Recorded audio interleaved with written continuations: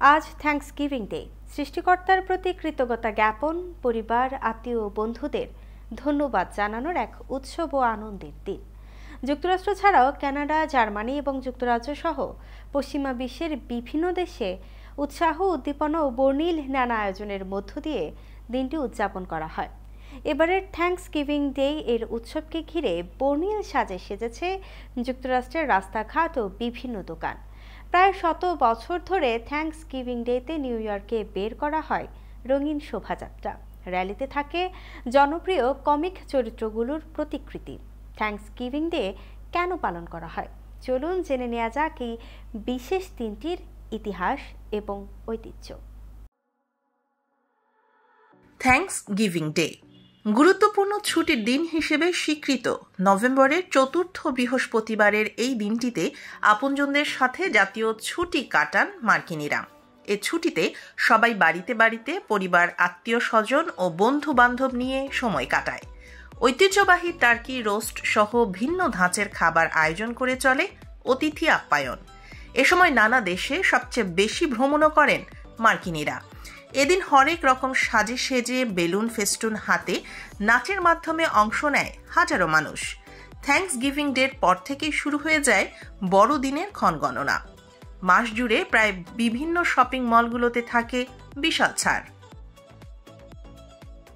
1789 সালের 26 November president George Washington প্রথম Thanksgiving day ঘোষণা করেছিলেন। পরে আব্রাহাম লিঙ্কন এই দিনটিকে স্থানান্তরিত করেন নভেম্বরের চতুর্থ বৃহস্পতিবারে এবং তিনি আবার 1863 সালে লেখিকা সারাহ জোসেফ হালের ক্রমাগত অনুরোধে এই দিনটিকে ঘোষণা করেছিলেন জাতীয় ছুটির দিন হিসেবে। থ্যাঙ্কসগিভিং ডের ইতিহাস 1620 সালের সেপ্টেম্বর মাসে মে ফ্লাওয়ার নামের একটি জাহাজে চড়ে 102 জন নানা ধর্মের মানুষ স্বাধীনভাবে ধর্মচর্চা ও তীর্থযাত্রার উদ্দেশ্যে ইংল্যান্ড ত্যাগ করে নতুন আশ্রয়ের সন্ধানে বেরিয়েছিলেন। 2 মাস পর তারা ম্যাসাচুসেটস এসে পৌঁছানোর পর তীর্থযাত্রীদের অনেকেই অনাহারে ও শীতের কোপে অসুস্থ ও দুর্বল হয়ে পড়েছিল।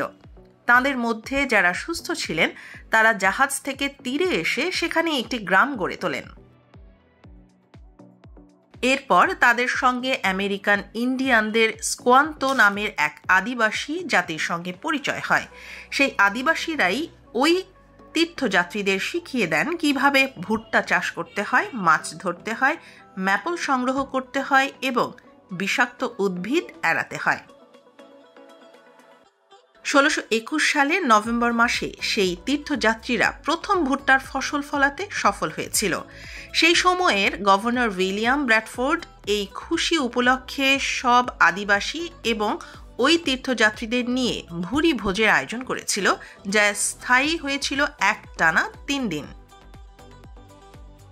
ওই অনুষ্ঠানে সবাই প্রথমে ঈশ্বরকে ধন্যবাদ জানান তাদের সুস্থভাবে বাঁচিয়ে রাখার এবং শস্য দান করার জন্য। তারপর সবাই সবাইকে ধন্যবাদ জানান একে অপরকে সহযোগিতা করার জন্য। পরে ওই অনুষ্ঠানটি স্বীকৃতি পায় আমেরিকার প্রথম থ্যাঙ্কসগিভিং ডে হিসেবে।